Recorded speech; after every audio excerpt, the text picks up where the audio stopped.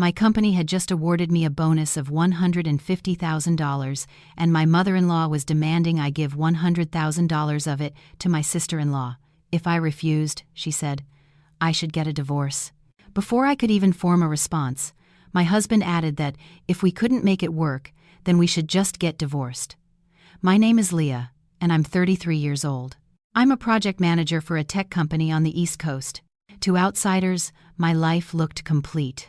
I had a husband named Mark, a condo, a stable career, and the appearance of a respectable life. Only I knew that for 7 years as a daughter-in-law, I had been holding it all together by myself. I held on through clenched teeth, through swallowed tears, and through countless moments of telling myself that this is just what family is. It was a weekend evening, and a cool wind was picking up. I had just received the notification that my project bonus had been deposited into my account. The flashing numbers on the screen made me freeze for a few seconds. 3 years of late nights and early mornings, of skipping meals for meetings, of working through fevers while clutching my laptop, had finally borne fruit. A bonus of nearly $150,000. I didn't feel the kind of joy that makes you shout. I just felt a bone-deep exhaustion, as if I had just swum across a long, wide river. I thought about the heavy interest on our mortgage, about my plan to pay down the principal to ease the burden, about my mother back home whose back had been aching lately. I wanted to buy her a better mattress. I thought of 100 different things, and in all those thoughts, the idea of just giving the money away never once appeared. I set the table for dinner. It was a typical meal: a green salad, baked salmon, and a side of roasted potatoes. My mother-in-law sat at the head of the table, pouring water and serving herself with a practiced ease. Mark's sister, Megan, sat next to her, her lips painted red as her thumb scrolled through her phone. She would occasionally look up and smile, a knowing little smirk on her face. The moment I sat down, my mother-in-law placed her fork on the plate, her voice as casual as if she were discussing the weather. "Leah," she said, "let me be direct. You need to give Megan $100,000 from that bonus you just received. If you don't, you can get a divorce." I thought I had misheard. The word divorce landed on the dinner table like a shattered plate. I was holding a spoon, and my hand went rigid. The steam rising from the food seemed to cloud my vision. I looked at my husband, Mark, who was eating with his head down, his face unnervingly calm, a placidness that felt cold. I waited for him to look up, for him to ask his mother what she was talking about, for him to brush it off at the very least, to offer me a single word of defense. But he didn't. I took a deep breath, trying to keep my voice steady. "What do you mean by that, Mom?" "I have plans for that money, to pay down our mortgage." She smirked, her tone still maddeningly even. "The mortgage can be paid off slowly. The condo is in Mark's name, so it will always be yours as a couple. But Megan needs this money urgently. You're her sister-in-law. It's not too much to ask for you to help her out." Megan finally looked up then, her eyes wide and innocent, but her words were laced with sugar. "Leah, I really don't want to be a bother, but I'm about to close on a condo near a great school district. If I miss this chance, I'll lose out later. It's for my future, you know." I felt a knot form in my throat. Megan's future was a valid reason, but our future, my future, was something that could be put off. I spoke slowly, trying to maintain my composure. If Megan wants to buy a home, she can get a loan from the bank or figure it out herself. This money is the result of my hard work. I can't. Before I could finish, Megan shot back, her voice sharp as a thin blade. "You say that, but when you married into our family, we didn't make things difficult for you. When Mark used his savings to help pay for your wedding, did my mom say anything?" I was stunned. The wedding money had been from Mark's own savings. His family hadn't contributed a dime. I was about to say so, but his mother cut me off, tapping her fork lightly on the table. "In this house, we don't distinguish between what's yours and what's mine. Once your family, everyone's money is shared money. When you say it's your money, you're treating his mother and sister like outsiders." I felt the blood rush to my face. For 7 years, I had contributed consistently to household expenses. I had helped pay for renovations. I covered her medical bills when she was sick. I took care of so much around the house. And now, Just because I wouldn't hand over nearly $100,000, I was the one treating them like outsiders. I turned to my husband, my voice losing its firmness. "Mark, say something. You know how hard I worked for this. You know how much I sacrificed for my job." He set down his fork, took a napkin, and wiped his mouth, his movements as slow and deliberate as someone about to make a statement that had nothing to do with him. Then he looked up at me, his gaze direct. "Leah, Mom is right. Megan, buying a home is a big deal. If we can help, we should. Just transfer the money to her. You can use the rest to pay down the mortgage for a few months." My ears were ringing. If we can help, we should. He said it as if $100,000 was a few hundred. As if I could just cut back on a few shopping trips to make up for it. I shot up from my chair, its legs scraping loudly against the tile floor. "How can you say that? That's money I earned. I worked my tail off for 3 years for it, and I didn't ask anyone for a single dollar. Now you're telling me to give the majority of it to someone else, and I can just pay the mortgage for a few months?" His mother stood up too, her voice rising, her eyes sharp as needles.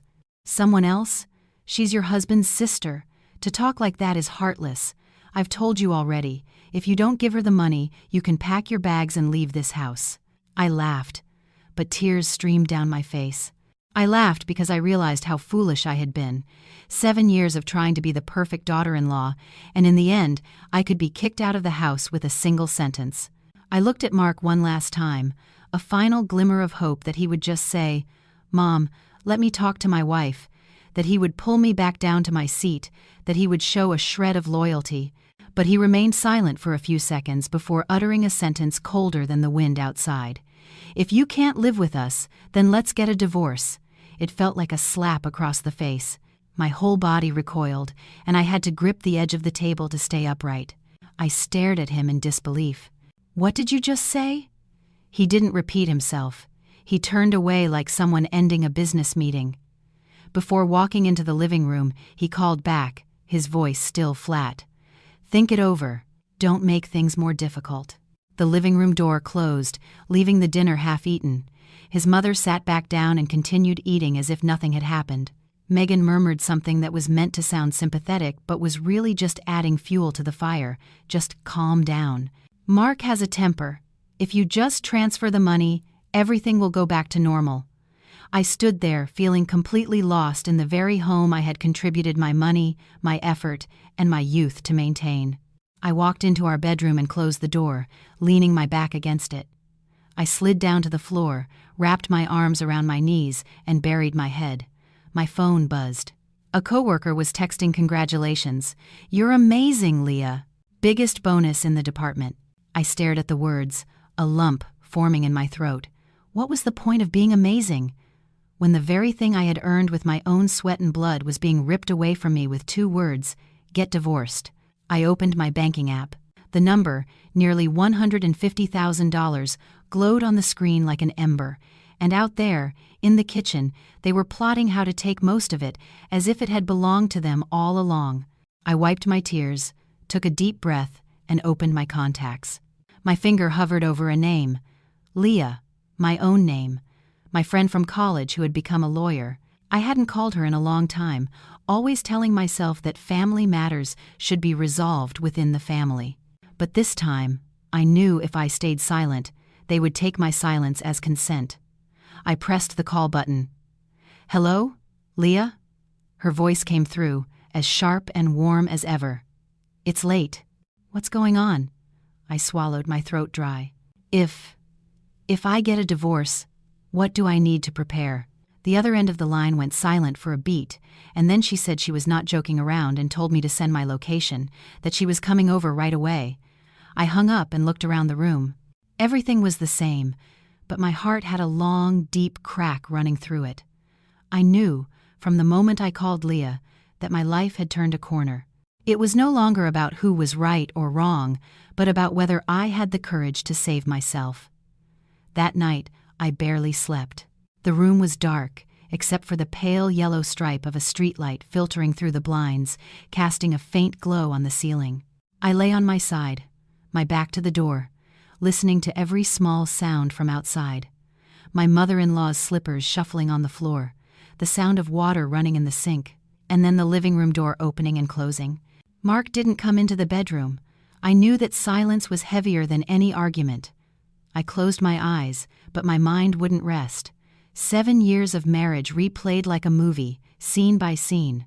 The day I first moved in, still clumsy and awkward.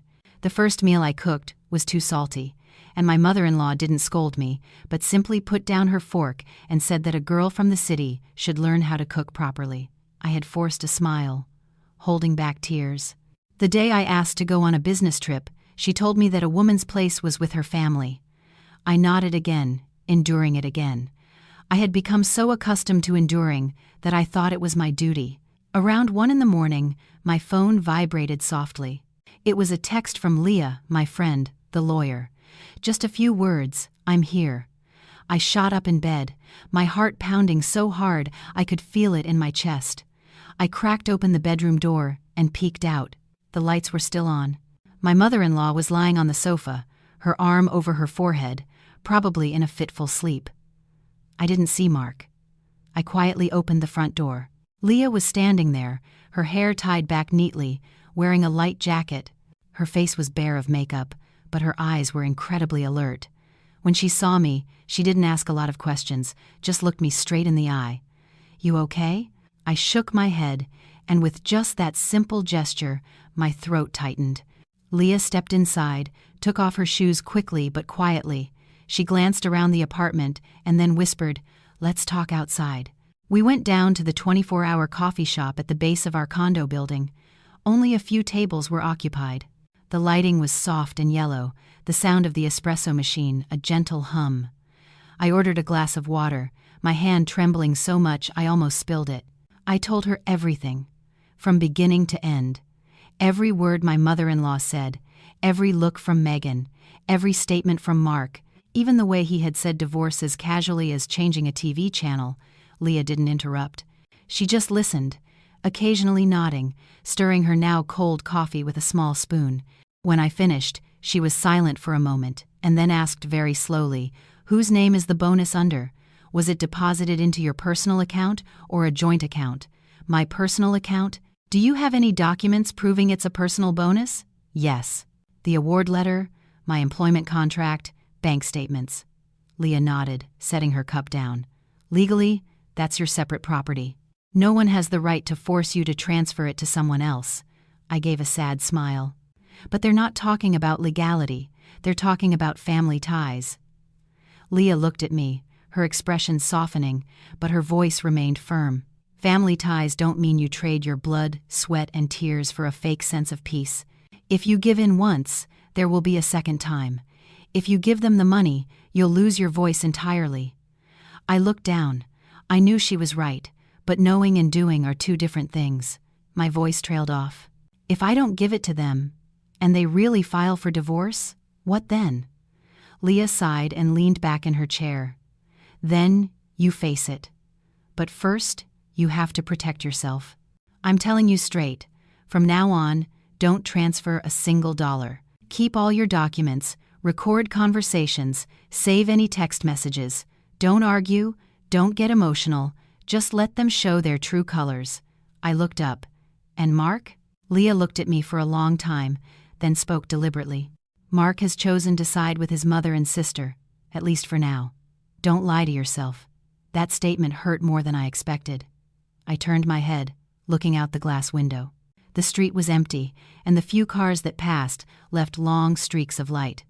I felt small, but I also felt something in my chest beginning to harden. It was almost 3 a.m. when we went back up. Leah didn't come inside, just stood at the door and said, "Call me if you need anything. Don't be afraid." I nodded. The door closed, and I stood there for a long moment before going in. My mother-in-law had gone to her room. The house was silent. The next morning, I woke up early. Mark still hadn't returned to our room. I started making breakfast like always, but my heart felt hollow. As I was chopping vegetables, my mother-in-law came out. She looked at me, her eyes filled with suspicion. "Where did you go last night?" "I went out to talk to a friend." "What kind of friend meets so late?" "My best friend." She snorted. If you have something to say it in the house. Don't go airing our family's dirty laundry. I put the knife down and turned to face her, for the first time not avoiding her gaze. I just talked to my friend. I didn't speak ill of anyone. She froze for a second, then her face hardened. Are you starting to talk back to me now? I looked down, my voice steady. I'm not talking back. I'm just telling the truth. Just then, Mark walked in, his shirt wrinkled, his face tired. He looked at me, then at his mother. What's going on? My mother-in-law immediately softened her tone. She's being stubborn. She hasn't thought over what happened yesterday. Mark turned to me. Have you thought about it? I looked at him, studying him closely for the first time in a long while. The man I called my husband felt both familiar and like a stranger. I've thought about it. And? I'm not transferring the money. The air froze. My mother-in-law slammed her hand on the table. What did you say? I took a deep breath. That money is what I earned. I have no obligation to give it to Megan. Megan emerged from her bedroom, having clearly overheard. She crossed her arms and smirked. You're really something, turning the whole house upside down over a little money. I looked straight at her. $100,000 is not a little money. To you, it might be easy come, easy go. But to me, it's my sweat and tears. Mark frowned. Leah, you're being too harsh. I turned to him.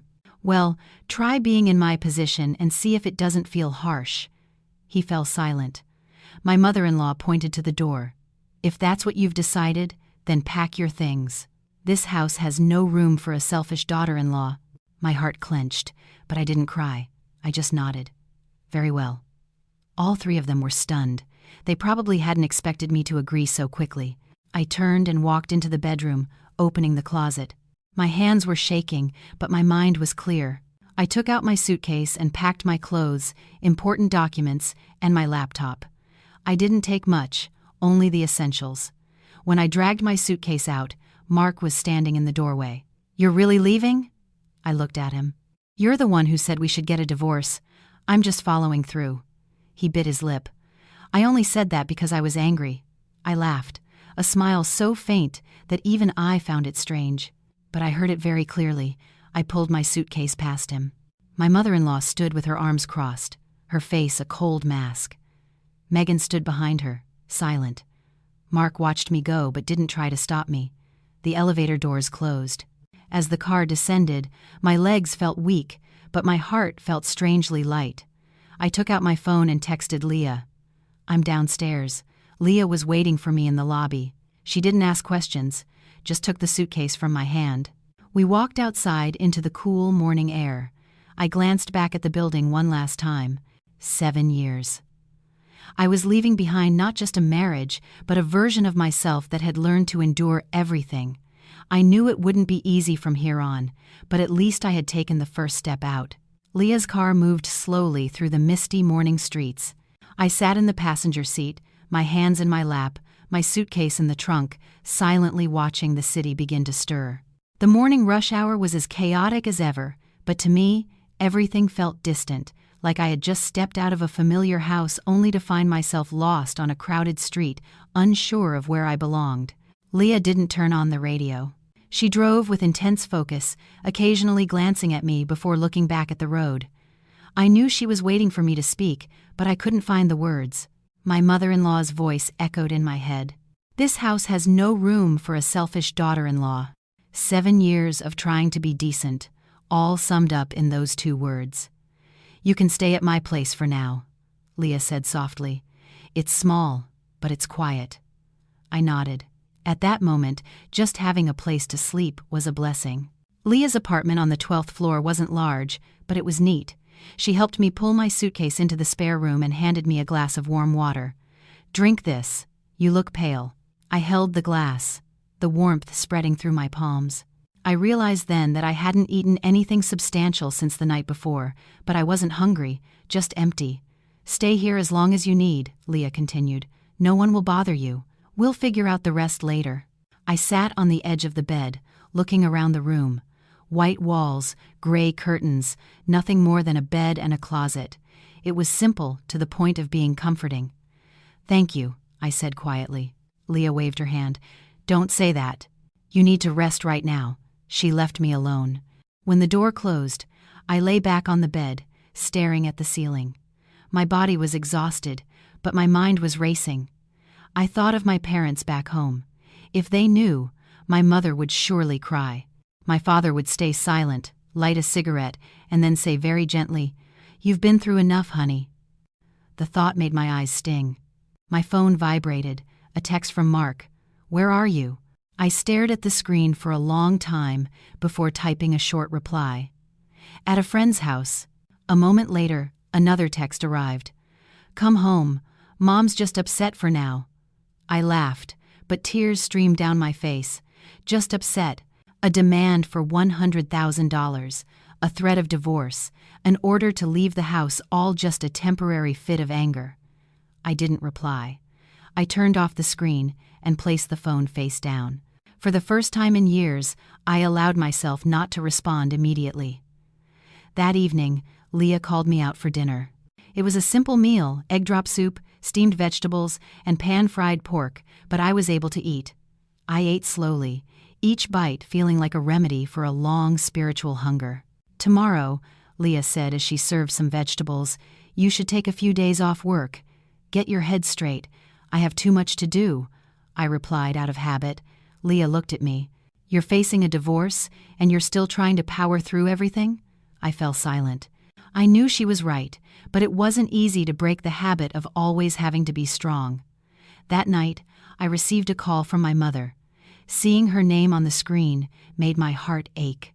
I took a deep breath and answered, "Hello, honey." My mother's voice was as gentle and slow as always. "Hi, Mom. Why didn't you pick up when I called earlier? Are you very busy?" I swallowed. I didn't want her to worry, but I didn't want to lie.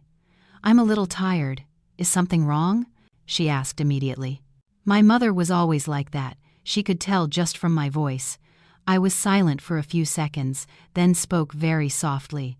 "Mark and I are having some problems." On the other end of the line, my mother sighed. No blame, no questions, just a long sigh.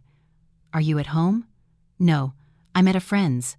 My mother was quiet for another moment, then her voice grew deeper. "Honey, if you can't take it anymore, come home to your father and me. We may not have much, but we won't let you be humiliated." My tears fell. I bit my lip to keep from sobbing aloud. "Okay. Money can be dealt with later," she continued. "The important thing is that you can stand on your own 2 feet." After the call ended, I sat in silence for a long time. I felt as if I had lost one pillar of support but found another, one that was stronger and quieter. 2 days later, Mark found me. He called from the lobby of Leah's building. Leah looked at me, a question in her eyes. I nodded. I had to face him eventually. We sat in the coffee shop across the street. Mark looked thinner than I remembered, with dark circles under his eyes, his shirt unironed. "Are you okay?" he asked, stirring his coffee without looking at me. "Mom hasn't been eating for days." I gave a faint, bitter smile. "I haven't been eating either." He looked up at me then. "Leah, I'm sorry about what happened, but you have to understand my side. Mom only has Megan." I looked him straight in the eye, my voice very calm. "And what about me?" He fell silent. I continued, each word distinct. "I am your wife, but when I needed you to stand up for me, you didn't. You chose silence." Silence, at that moment, was a choice. Mark clenched his fists. "I didn't want to make a big scene, but you were willing to say we should get a divorce." He looked down and, after a moment, said, "I thought you would just put up with it, like always." The words were spoken softly, but they felt like a knife twisting in my gut. I nodded, a sad smile on my face. "You're right. I've put up with so much that you've gotten used to it." The air between us was heavy. "Finally," Mark said, "I don't want a divorce."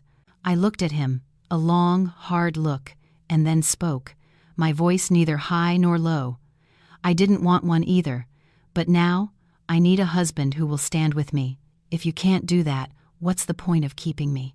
Mark didn't answer. He stood up and said quietly, "I'll think about it."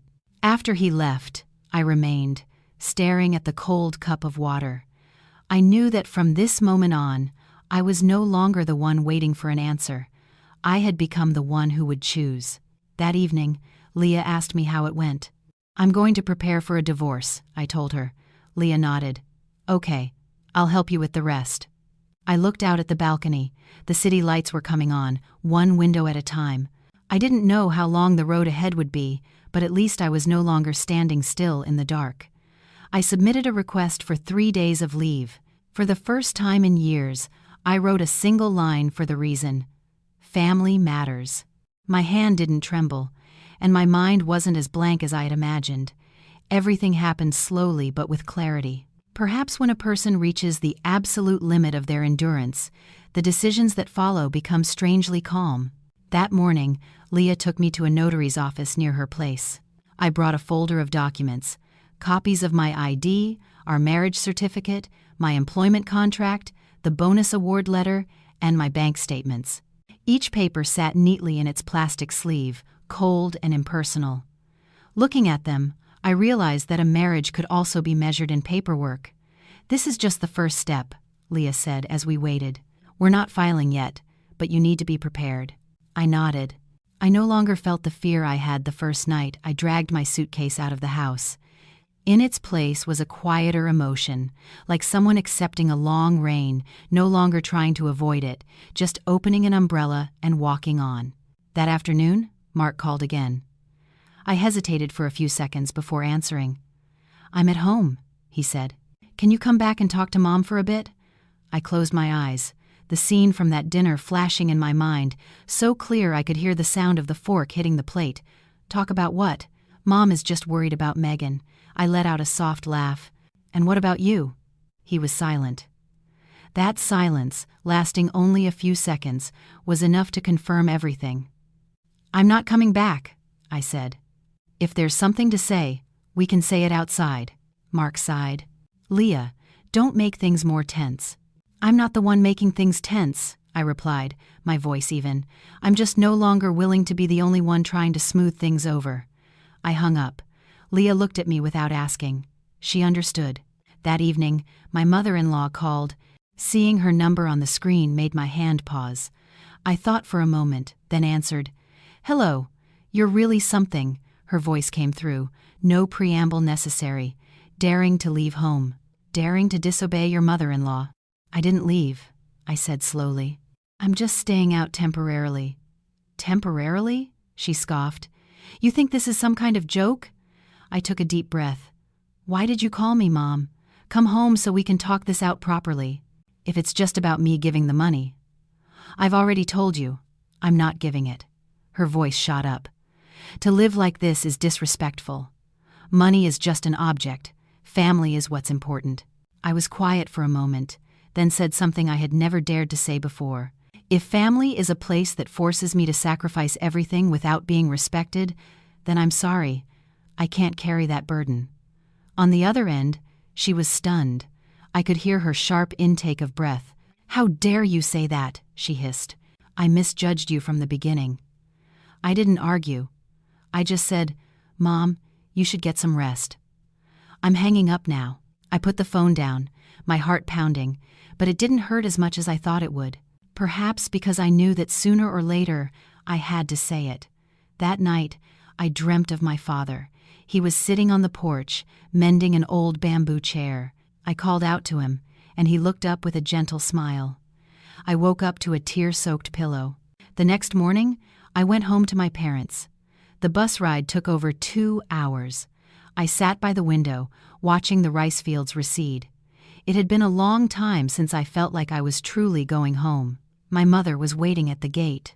When she saw me get off, she didn't ask any questions, just pulled me into her arms. Her embrace made me burst into tears, crying as if I hadn't been allowed to cry for years. "You're home, so just rest, son," Mom said. "No one here will pressure you." My father, sitting inside, saw me and stood up. He didn't say much, just placed a hand on my shoulder and patted it gently. That one pat was enough to make me feel I was no longer lost. That evening's dinner was simple: crab soup, pickled eggplant, and water spinach. I ate with a good appetite. My mother placed a piece of fish in my bowl, saying I had gotten thinner. I smiled. For the first time in days, my smile wasn't forced. That night, I told my parents everything, holding nothing back. My mother listened, tears falling without her realizing. My father was silent for a long time, then said, "You weren't wrong, but you have to be prepared. Divorce is never easy." "I know," I replied. "But I'm not going back." My mother took my hand. "I'm just afraid you'll suffer." "I've already suffered," I said softly. "Now, I'm just choosing a way to suffer less." The 2 days at home passed quickly. I slept deeply, ate well, and woke up early to water the garden with my mother.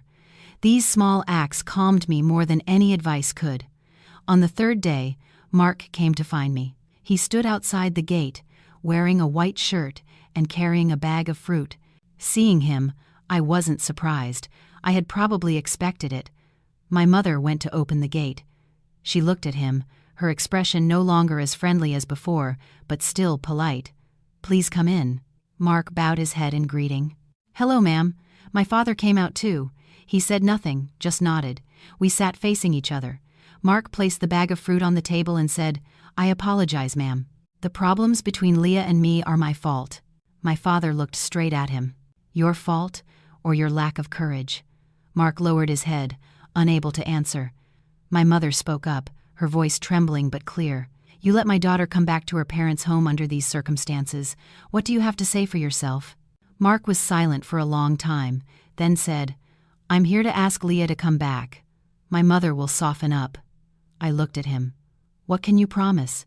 He looked up, a hint of desperation in his eyes. "I'll talk to Mom. We'll put the money issue aside for now." I shook my head. "I don't need it put aside. I need clear boundaries." "What do you want?" he asked. "I want you to stand up and tell your mother clearly that the money is mine, and no one can touch it. And from now on, any decision concerning me must include my voice." Mark hesitated. That hesitation, once again, gave me my answer. My father stood up, his voice low but firm. "You should go. When you can do what my daughter has asked, then you can come back." Mark looked at me, his eyes a mixture of pleading and confusion. I didn't look away, nor did I nod. I just looked at him as one looks at someone who was once very familiar but is no longer on the same path. He stood up, said goodbye to my parents, and left. The gate closed, and I let out a long breath. I knew that gate had also closed a chapter of my life. That night, I texted Leah. "I've made my decision," Leah replied instantly. "Okay, I'll draft the petition tomorrow." I sat on the porch, watching the crescent moon hang in the sky. For the first time, I felt I was no longer standing at a confusing crossroads. The road ahead was still long and difficult, but I knew I was moving forward. The next morning, I woke up earlier than usual. The morning air in the countryside smells different, of damp earth, of drying hay in the backyard, of kitchen smoke mingling with the wind. I sat up, listening to my mother bustling in the kitchen and my father's dry cough on the porch. These sounds, so ordinary I once took them for granted, now felt weighty, like anchors. I went to the kitchen to help my mother start the fire. She looked at me and smiled gently. "You look more alert today." "Yes." She didn't ask more. She never pushed me to talk before I was ready. Perhaps that's why, during all those years of being a daughter-in-law, whenever I felt tired, I would remember her hunched over the stove, remember that warm silence. After breakfast, my father called me over and handed me a stack of old, yellowed papers, the deed to our family's land. "I want you to look at this," Dad said. I froze. "Why are you giving this to me?" "I'm not giving it to you," he said slowly. "I'm showing it to you so you can have peace of mind. This house will always have a place for you. You don't have to go back empty-handed." I clutched the papers, a lump in my throat. I understood my father's intention. He wasn't giving me property, he was giving me a foundation. That afternoon, Leah called, her voice as brisk and efficient as ever. "The unilateral divorce petition is drafted. I'll send you a scanned copy to review this afternoon." I was silent for a few seconds. Okay, just that one word. But I knew, from that moment on, things had reached a point of no return. That evening, I sat in my room and opened Leah's email. The words appeared on the screen. Plaintiff. Leah. Defendant. Mark. Reason for divorce. Irreconcilable differences, inability to continue the marital relationship. I read slowly, very slowly. Some of the legal phrases felt foreign. Others felt like a sharp pain in my chest, as if someone had taken all 7 years of my life and compressed them into a few pages of paper. I signed it electronically. My finger paused for a second before I clicked confirm. Then I clicked. It's done. That night, Mark called. I watched the phone vibrate, letting it ring until it stopped, and then it rang again. I answered. You signed it? His voice was hoarse. Yes. Are you really that determined? I didn't answer right away. I could hear the sound of the TV in the background. My mother-in-law was probably watching. I pictured him standing in the living room, his back against the wall, the phone pressed to his ear, in the middle of a house I once called my own. I already told you, I replied. I'm not coming back under the old conditions. I'm trying to convince Mom, he said quickly. Megan also said she won't take the money anymore. I smiled faintly. Not taking it now, or just waiting for another time? Mark? I cut him off, my voice still calm. I don't believe in verbal promises anymore. I need action. He was silent. Then he asked, his voice softer, Do you really want to cut all ties? I looked out at the yard, where my father was watering his plants, his figure thin but steady. I looked into the kitchen, where my mother was rinsing rice. I spoke deliberately. I want to be respected. If this marriage can't give me that, then cutting ties is just a matter of time. He said nothing more. The call ended in silence. 2 days later, I returned to the city to meet with the court. Leah came with me. Before I left, my mother pressed some money, wrapped in a handkerchief, into my hand. I don't have much, but take this, just in case. I tried to refuse, but she held my hand tightly. Take it. Don't let yourself be in a weak position. I didn't refuse again. I knew that accepting it now wasn't about dependence, but about accepting love. The filing process was quicker than I expected. The public service office was lit by fluorescent lights with plastic chairs lined up in neat rows. I sat there, holding my documents, until my name was called. When the clerk asked if I confirmed my request for divorce, I answered without hesitation. Yes, I confirm. My voice was clear and steady. Leaving the courthouse, Leah patted my shoulder. Step 1 is done. I exhaled. The sky that day was gray but not heavy. I felt like I was standing in the wind, no longer trapped within 4 invisible walls. That evening, I returned to Leah's apartment. There was an envelope on the table. What's this? I asked. Mark sent it, Leah replied. He dropped it off this morning. I opened it. Inside was a handwritten note. Mark's handwriting was the same, neat but a little stiff. Leah, I'm sorry for all the pain I've caused you. I spoke with Mom. She said if you come back, we can pretend none of this ever happened. I hope you'll reconsider. Not a single word about the money, not a single word about the boundaries I had mentioned. I folded the letter and put it back in the envelope. So? Leah asked. Same old story, I replied, still treating everything as a family matter that can just be swept under the rug. Leah nodded. So you have your answer. That night, I lay awake for a long time, thinking about the early days of my relationship with Mark. He was gentle then, quiet, always yielding to me. I used to believe that if I was tactful enough, patient enough, everything would be fine. But I was wrong. Some things, the more you endure, the more people take them for granted. A week later, my mother-in-law came to find me. She stood outside Leah's apartment, dressed neatly, her hair in a tight bun. Seeing her didn't surprise me, but my heart still clenched. Leah stood inside, looking at me, waiting for my decision. I nodded and opened the door. Please come in for some water, Mom, I said. She sat on the sofa, her back straight, her eyes scanning the small room. You live here? Yes. She cleared her throat. I came to talk things out. I was too angry that day. I sat across from her, my hands in my lap. I'm listening. I don't deny that I said some harsh things, she continued, but I did it for the family. I looked at her, saying nothing. Megan is your sister-in-law, she added. You should help if you can. I smiled very faintly. Mom, I've already said I won't help with my money, and I won't come back if things stay the same. She frowned.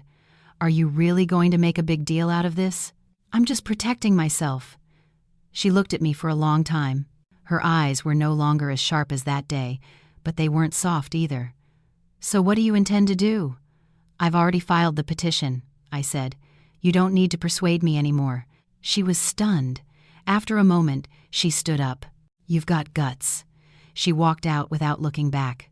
The door closed, and I sat still, my heart pounding, but my mind was very clear. I knew, from that moment on, there was no turning back. Leah came out and placed a hand on my shoulder. You okay? I nodded. I'm okay. At least I'm not lying to myself anymore. Outside the balcony, it started to rain. I stood there, letting the cool drops hit my hand. I knew the days ahead would bring more turmoil, mediation, arguments, perhaps more pain. But I also knew I would never go back to being the woman who bowed her head. I texted my parents. I'm okay. I'm doing what I need to do. My mother replied instantly. I believe in you. Just those 3 words were enough to give me the strength to go on. After my mother-in-law left in silence, I existed in a long period of quiet. The insistent calls stopped, the coercive texts ceased, and there was no genuine apology. The silence wasn't pleasant, but it was necessary, like leaving a wound open to the air after pulling out a thorn so it can heal. I returned to work after nearly 2 weeks off. The office was the same, my desk was the same, but I was different. Colleagues asked a few questions, and I smiled and gave short answers. I didn't want to share the details, not out of shame, but because I no longer felt the need to explain my life to others. That afternoon, Leah texted me that the mediation notice had arrived. I stared at the words for a long time. Mediation. The words sounded gentle, but I knew it would be a true confrontation. No more hiding, no more talking through phones or third parties. It would be me, Mark, and all the things that had never been said aloud. That night, I returned to Leah's apartment and organized my documents again. Everything was in order: the marriage certificate, bank statements, the condo purchase agreement, loan documents. I saw Mark's name on the deed. He was the sole owner. At the time, I hadn't thought much of it. I had trusted him, believing that a married couple didn't need to draw lines. Looking back, I didn't blame myself. I just saw how naive I had been. Are you nervous about tomorrow? Leah asked as she poured me a glass of water. Yes, I answered honestly, but not scared. Leah smiled. That's enough. The next morning, I arrived at the courthouse early. The hallway was long, with plastic chairs lined up. I sat down, my hands on my lap, breathing evenly. Mark arrived later with his mother. Seeing her, I gave a slight nod of acknowledgement. She didn't respond, just turned her head away. Mark looked at me, his eyes weary, a look both familiar and distant. We were called into the mediation room. It wasn't large, with a long wooden table and chairs facing each other. The mediator went through some formalities and then turned to me. Do you still wish to proceed with your request for divorce? Yes, I do. My voice came out clear. I didn't look at Mark when I said it. The mediator turned to him. Do you have any objections? Mark cleared his throat. I don't want a divorce. My mother-in-law immediately chimed in, her voice sharp. Our family does not agree. It's normal for couples to argue. My daughter-in-law is just being too hot-headed. I sat up straight, not interjecting. I waited until I was asked. Miss Leah, the mediator said, could you please explain the reasons for the conflict? I nodded. We have had long-standing conflicts. I have not been respected in this marriage. My personal finances were interfered with, and I was coerced and threatened with divorce if I did not comply with my in-laws' demands. My mother-in-law slammed her hand on the table. You are lying and slandering me. I was only giving advice. I turned to her, looking her directly in the eye for the first time, my voice calm. You said if I didn't give you the money, we should get a divorce. That is not advice. The room was silent for a few seconds. Mark looked down. The mediator took notes and then asked, Mr. Mark, do you have anything to say about this? Mark hesitated. My family said some things that weren't right at the time, but I told my mother we wouldn't force her anymore. I smiled faintly. You said that after I had already left the house, and you never said it while I was still there. Mark was silent. In the mediation room, that silence was no longer a safe choice. It was evidence of his avoidance. The mediator sighed and spoke in a neutral tone. Mediation can only succeed if both parties are willing. Miss Leah, if Mr. Mark commits to changing, would you reconsider? I thought for a moment, then replied, if it's just a verbal commitment, then no. I have given too many chances. My mother-in-law turned to Mark, her voice sharp. Say something. Mark looked at me, his expression a clear mix of confusion and helplessness. Leah, I'm asking you to give me more time. I looked at him for a long time. In that moment, I saw the man I had once loved, but I also clearly saw the man who was not strong enough to protect his wife. I've given you 7 years, I said. Any more time just means I'll be the one waiting again. I don't want that anymore. The mediation ended without an agreement. The mediator announced the case would proceed to a hearing. As I stood up, my legs felt a bit weak, but I walked steadily. Outside the room, my mother-in-law pulled Mark aside, whispering something urgently. I couldn't hear, nor did I need to. Leah was waiting for me in the hallway. Seeing me, she asked quietly, "Okay?" I nodded. "It's done." We left the courthouse. The sun was bright outside. I stood for a moment and realized the back of my shirt was damp with sweat. But it was the sweat of confrontation, not of fear. That evening, Mark called me. I answered. "Are you really not coming back?" he asked, his voice tired. "You already know the answer. I'm afraid of losing you." I closed my eyes. Those words came far too late.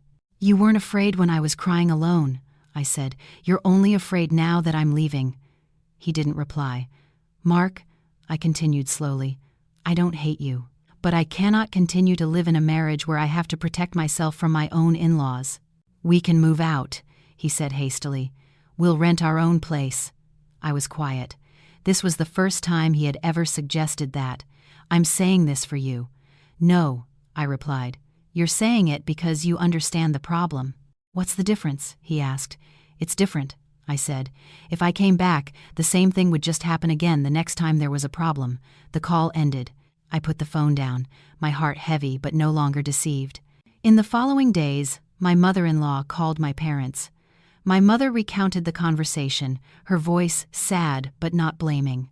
"Your mother-in-law said a lot of things, but I only said one thing. My daughter doesn't live off anyone. She works. She supports herself.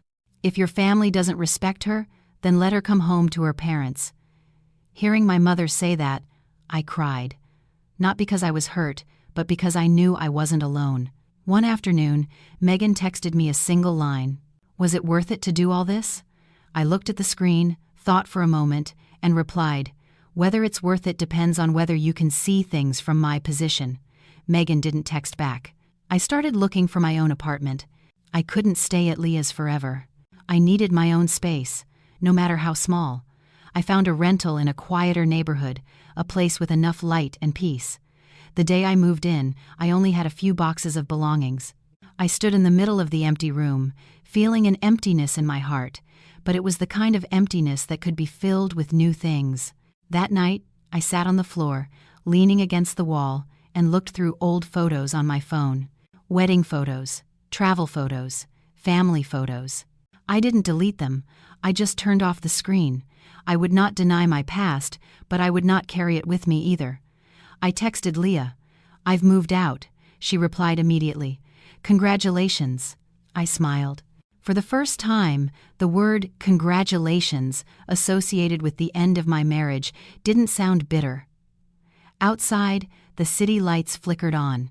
I stood by the window, watching the traffic below, feeling calmer than I had expected. I knew the court hearing was still ahead, disputes were still unresolved, and gossip would surely follow. But I also knew I had already taken the hardest step. I had dared to stand up for myself. My new apartment had the faint smell of old paint and wood dust. At night, with the lights off, the sound of traffic was distinct. It wasn't loud, but it was enough to remind me that I was living in this city, no longer hiding in the shell of someone else's family. I lay on my side, looking at the ceiling, my hand on my chest, my heartbeat slowly returning to normal. For the first time in years, I didn't have to worry about waking up early to cook for someone else, or wonder if my mother-in-law was in a good mood, if my sister-in-law needed money, or if my husband was upset about something. The thought made tears well up again, but they were different tears, no longer choked with sorrow. The next morning, I woke up early and made myself a simple bowl of noodles with an egg. I sat alone, eating and watching the sunlight stream through the small window, feeling lighter. I focused on my work, trying not to think about the upcoming court date. But that afternoon, Leah called. The other side's lawyer sent their response. I gripped the phone. What did they say? They are contesting the divorce. Mark claims he still has feelings for you and is requesting more time for reconciliation. I gave a small, bitter laugh. I expected as much. What about his mother? I asked. She submitted a statement claiming the daughter-in-law is disrespectful and selfish, destroying the family over money.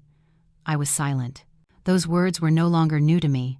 They were exactly what she had said to my face, only now they were written on paper with an official stamp. When I left work that afternoon, Mark was waiting for me outside the company's entrance. He had lost more weight. His eyes were sunken. I stopped, not trying to avoid him. What are you doing here? I asked. I just want to talk, he replied, his voice low. We've already said everything there is to say. No, he said quickly. I haven't said everything. I glanced around. Many colleagues were walking past. Their curiosity piqued. I pointed to a coffee shop across the street. 5 minutes. We sat facing each other. Mark looked down. I don't want a divorce. You already said that, I replied. From your own mouth. I said it when I was angry, Mark pleaded. You know I didn't mean it. No, I said. I know that in that moment you meant it. He looked up, his eyes a mixture of pleading and helplessness. My mom, she's not used to being defied. When you left, she was in shock. I smiled sadly. You talk about your mom's feelings, but what about mine? I can move out, he said. I'll rent a place. I shook my head. You're saying this too late. Better late than never, Mark said urgently. It's too late because you're only thinking about losing me, I replied, not because you understand what I endured. He was silent. Mark, I continued slowly, if that day, when your mother said no money, then divorce, you had stood up and said just one thing, that's my wife's money, no one has the right to force her, then today would be different. I'm sorry, he whispered.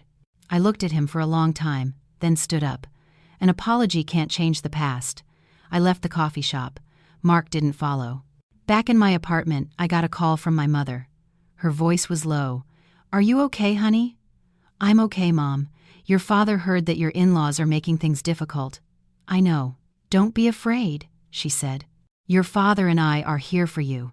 Hearing that, I burst into tears. I was in my 30s, yet all it took was my mother saying she was there for me for all my defenses to crumble. That weekend, I went home. My father met me at the edge of the village. He looked older than before. On the way home, he didn't ask much, just said that being home was what mattered. The meal that day was simple. My mother put a piece of fish in my bowl. Eat up, you're too thin. My father put down his cup and looked at me. You've made up your mind? Yes. No regrets? Not so far. My father nodded slowly. Divorce isn't a failure. Living the wrong way and not daring to fix it, that's failure. I looked at my father, tears welling up again. That night, Megan called me. I was a bit surprised, but I answered. Leah, she said, her voice hesitant. I'm sorry. Sorry for what? I asked. For what I said before, Megan replied. I wasn't thinking. I was quiet for a few seconds. You don't need to apologize to me. You were just repeating what you were taught to believe. But I saw Mom was going too far, she said quietly. When I tried to say something, she yelled at me. I sighed. Megan, I don't blame you, but I'm not coming back. I hope you understand. Megan didn't say anything more, just replied, yes. After hanging up, I felt a little lighter, not because I felt vindicated, but because someone from his family had finally said something fair. The following week, the official court summons arrived. I read every line carefully. The hearing date was not far off. Leah told me to prepare myself, as the other side might get aggressive about assets. As predicted, Mark requested that all assets be split 50-50, including the bonus I received from my company. He claimed it was income earned during the marriage. I wasn't surprised. I just felt a pang of pain, not for the money, but for the cold, calculated nature of it all. "He's pushing himself further away," Leah said. "Yes," I replied, "but that's good. It means I have nothing left to regret." One afternoon, my mother-in-law came to my apartment building. She stood at my door, looking tired but her gaze still sharp. "Why are you doing this?" she asked directly. I opened the door wider but didn't invite her in, just stood in the doorway. "I'm not doing anything, ma'am, I'm just leaving." "You're tearing my family apart," she hissed. "This family started falling apart the moment I was no longer treated like a family member," I replied. "You're being disrespectful," she snapped. I looked at her calmly. "Ma'am, if you came here to yell at me, I'm going to have to close the door." She was taken aback. She probably never expected me to dare say such a thing. "You think you've won?" she said. "You might not get anything in court." I nodded. "I don't need to win. I just need to be free." She stood there for a moment, then turned and left. Her back seemed more stooped than I remembered. That night, I tossed and turned for a long time. I thought about my mother-in-law, about the years she, too, had been a daughter-in-law, about the hardships she must have endured. I didn't hate her. I just couldn't continue to sacrifice myself to soothe her insecurities. As the court date approached, I prepared my clothes and documents. Looking at myself in the mirror, I saw a woman who was tired but no longer lost. I knew where I was going. I texted Leah, "Whatever the outcome, I'm not turning back." Leah replied, "That's all that matters." I put down my phone and turned off the light. Outside, the traffic continued its endless flow. I whispered to myself, "I'm going to be okay."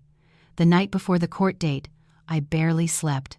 The small apartment was silent, except for the steady ticking of the wall clock. I lay on my back, eyes wide open, staring at the ceiling. My mind wasn't filled with fear, but with a stranger feeling, anticipation. Not because I was worried about losing, but because I knew tomorrow was a dividing line. After tomorrow, no matter the outcome, I would no longer be in limbo. I woke up very early. I brewed a cup of black coffee and drank it slowly. I chose a simple outfit: a white blouse, black slacks, and flat shoes. Not to appear weak, nor to prove my strength. I just wanted to look like myself. Leah came to pick me up. She looked me over from head to toe and nodded. Good. With that one word, I felt more resolute. Outside the courthouse, Mark was already there with his mother. She wore a dark-colored dress, her face tense. Mark, however, looked visibly exhausted, his shoulders slumped. Seeing them together, I instinctively remembered all the times I had stood behind Mark, silent, while he spoke with his mother, telling myself to just endure a little longer. The thought felt distant now, like a story about someone else. We entered the courtroom. The atmosphere was solemn, filled with the soft scrape of chairs and the rustle of papers. I sat up straight, my hands folded neatly on the table. When the judge asked for personal information, I answered each question clearly. When it was time to present our case, Mark's lawyer stood up. He spoke of marital bonds, of conflicts that weren't severe enough for divorce, of a willingness to reconcile. I listened without reacting. I had heard those words many times before, only today they were delivered in a more formal tone. Then came the issue of assets. Mark's lawyer proposed an equal division of all property acquired during the marriage, including the bonus I had received from my company. Hearing it, my heart tightened slightly, not because of the money, but because of the cold, legalized calculation. When it was my turn, Leah stood up, her voice clear and articulate. She presented my employment contract, the bonus award letter, and bank statements, proving it was personal income awarded for individual achievement and deposited into an account solely in my name. She spoke of how I was coerced, threatened with divorce if I didn't hand over the money. Every sentence she spoke felt like a retelling of my own life, but this time, I wasn't alone. The judge turned to me. "Miss Leah, do you have anything to add?" I stood up. The feeling was very clear. My heart was pounding, but my mind was sharp. "Your Honor," I said, "I am not asking for a division of marital property. I am only asking for a divorce and the protection of my personal assets. I tried many times to preserve this marriage, but I cannot continue to live in a relationship where I am not respected." My mother-in-law shot up from her seat. "She's lying. She's making it all up. We never forced her to do anything." The judge banged the gavel, calling for order. I looked at her, no longer with fear, but with a sense of sadness. Sadness for a woman who was so accustomed to wielding her maternal authority that she no longer recognized any boundaries. The court recessed for deliberation. I sat down, my hands cold as ice. Leah gently touched my arm. "Stay calm." The waiting period wasn't long, but it was enough for me to reflect on everything. I looked at Mark. He sat with his head bowed low. I wondered if, at that moment, he had stood up and said, "That money belongs to my wife. I won't contest it." Would I have softened? The answer came quickly. No. Not because I was hard-hearted, but because things had simply gone too far. The judicial panel returned, and the judge read the verdict. I listened to every word. The request for divorce was granted. The request to divide my personal bonus was denied. Other marital assets would be handled according to regulations, but since the condo was in Mark's name and I was not requesting a division, my voluntary waiver was noted. When the final bang of the gavel echoed, I sat still for a few seconds, not because I didn't understand, but because I needed a moment to process it. I was divorced. The two words didn't hurt as I once thought they would. It felt like taking off a coat that was too tight. My shoulders suddenly felt lighter. My mother-in-law stood up abruptly, her face pale. She stared at me, her eyes a mixture of anger and bewilderment. Mark remained seated, motionless. I stood up, bowed my head to the judge, and turned to leave. I didn't look back. I knew if I did, I would see what I once loved, what I once hoped for, and I didn't want to falter. Outside the courthouse, sunlight streamed down the steps. Leah let out a sigh of relief. "It's over." I nodded. My legs were trembling slightly, but my heart was light, so light that I felt I could breathe more deeply than I had in years. Mark called out to me. I turned, standing a few feet away from him. "Leah," he said, his voice hoarse, "I never thought it would come to this." I looked at him for a long time, then spoke without reproach. "I never thought so either, but I don't regret it." "You've lost me," he said. "You lost me the moment you chose to stay silent," I replied. He lowered his head. His mother stood behind him, saying nothing. I turned and walked away. That evening, I returned to my apartment. I sat on the floor, leaning against the wall. For the first time in months, I allowed myself to cry. Not tears of pain, but tears of release. They flowed hot and then dried on my face. I wiped my cheeks, stood up, and opened the window.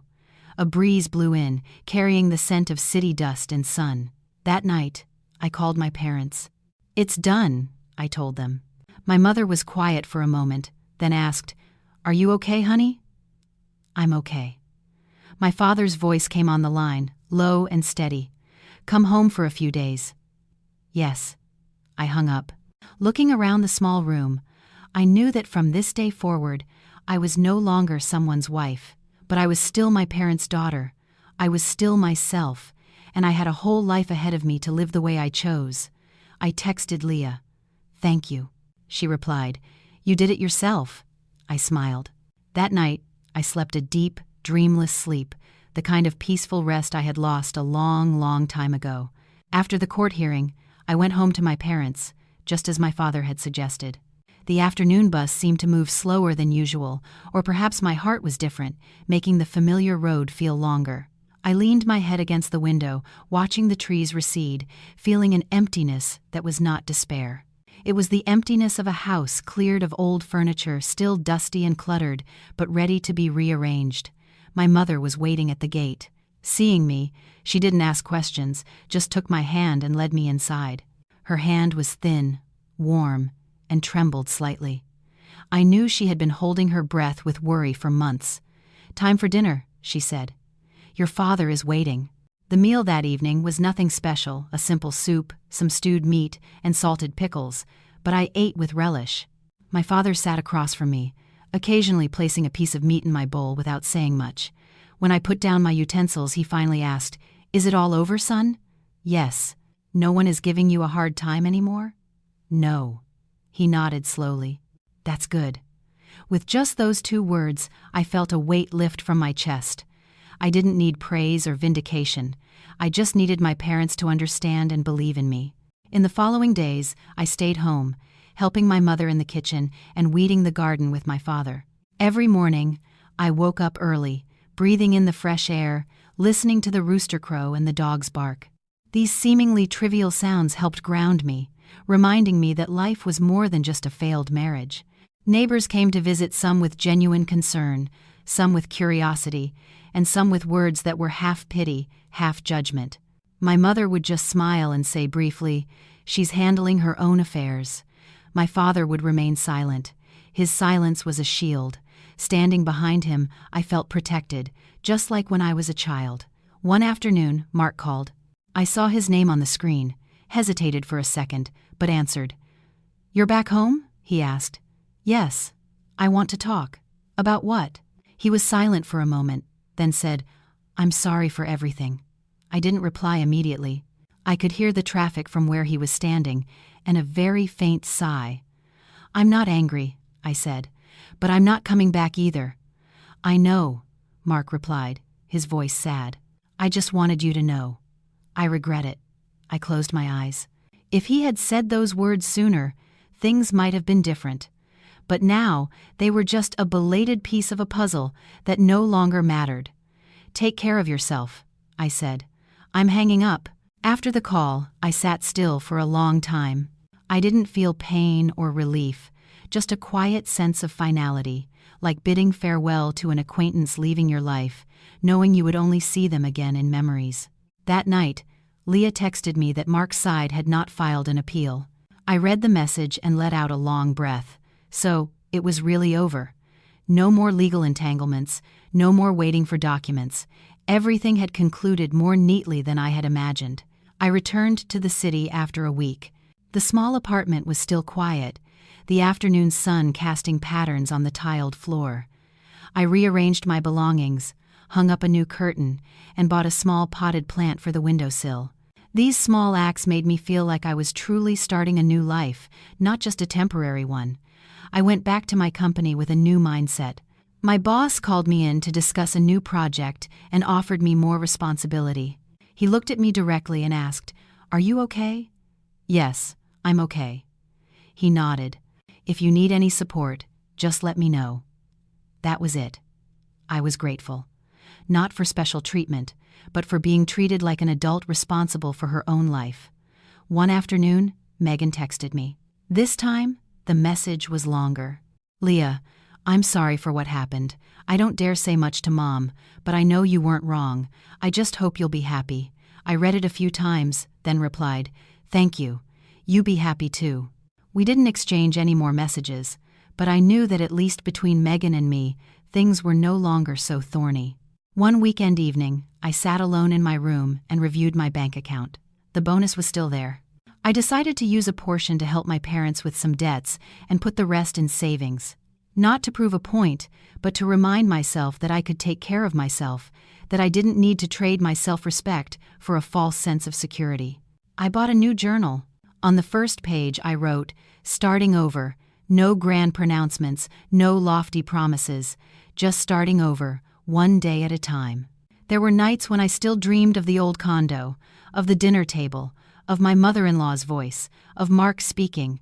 I would wake up with a racing heart, but then I would realize they were just memories finding their way out. I didn't chase them, nor did I push them away. I let them pass. One day, I ran into Mark by chance on the street. He was with a friend. Seeing me, he stopped and nodded a greeting. I nodded back without a word. The moment was brief, but it was enough for me to know I had truly moved on. I called my mother to tell her I was doing well, that work was good. My mother laughed. "Then I can rest easy. Take care of yourselves, Mom and Dad. We will. Come home when you have time." I hung up. Standing by the window, watching the city light up, the endless stream of people, each carrying their own story. My story had turned to a new chapter. It wasn't dazzling or dramatic, but it was a chapter I had the right to write myself. I knew there would still be challenges, judgments, moments of loneliness and weakness, but I also knew I now had the strength to face them. I was no longer afraid to start over at this age, because I understood that starting over wasn't a loss, but a form of courage. I closed my journal, turned off the light, and lay down. Outside, the city was still awake, and I allowed myself to rest, so I could wake up tomorrow and continue to live, not as someone's wife, but as myself. My life after the divorce wasn't as dramatic as people might imagine. There were no spectacular falls, no glamorous transformations. It was just a slow, steady procession of days, like the calm after a storm, when everything is still unsettled but the thunder has passed. I went to work, came home to my apartment, cooked, cleaned, read, and went to bed earlier. It was all so simple that I sometimes surprised myself. Living alone wasn't as scary as I had thought. That month, the company launched a new project, and I was made the team lead. The pressure was high, but I found myself more focused than ever. There were no midday calls from my mother-in-law, no subtle texts about money, no anxiety about what to cook for dinner to please everyone. I just had to do my job well, and I did. One afternoon, my boss called me into his office. He looked at me and said directly, "I know you've been through some personal things, but I've also noticed that your work performance hasn't suffered at all." "Yes," I replied, offering no further explanation. "If you're ready, I'd like to propose you for a senior project manager position." I was taken aback, not by ambition, but by the realization that when I let go of something that had consumed so much of my energy, other doors quietly opened. "I need some time to think," I said. "Of course," he nodded. "But I have faith in you." That night, I called Leah. She heard the news and laughed. "See? Life doesn't fail you. You were just tying yourself down before." I laughed with her, but I knew it wasn't that life hadn't failed me, but that I had stopped waiting for permission from others to live well. That weekend, I went home. The moment my mother saw me, she asked, "Are you eating properly?" "Yes." "Are you sleeping well?" "Yes." She nodded, satisfied. "You look like you've put on some weight." My father sat nearby, sipping his tea, and said slowly, "If you get tired up there, just come home. The door is always open." I smiled. "Yes." That afternoon, I went to the garden with my father. He pointed to a row of vegetables he had planted. "Everything needs time," he said. "If you rush it, the roots won't take hold." I knew he wasn't just talking about vegetables. Another evening, while I was cooking, my phone vibrated. It was a call from my mother-in-law. I stared at the screen for a long time. She hadn't contacted me since the trial. I hesitated, then answered. "Hello? Leah." Her voice was hoarse, different from before. "I want to talk." I waited for her to continue. "I know it's too late for me to say anything now," she went on, "but I still want to say one thing.